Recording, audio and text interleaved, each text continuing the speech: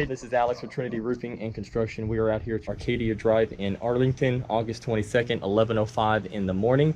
And here is what I found and what I think is happening with where the leak is coming in.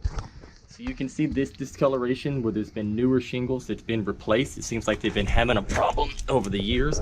But what's happening is as the water runs down this roof and it comes down and it hits this flat backing right here, it's just making its way in between these nails on top of this flashing, and as the water rushes up it flows down in there, and that makes this area why it's starting to sag, starting to have the deterioration because it's getting over this and then back up underneath the nails, and that's where it's coming in. The other thing that I see though is when you look up in that scuttle hole, you can see that it's also running down this side as well.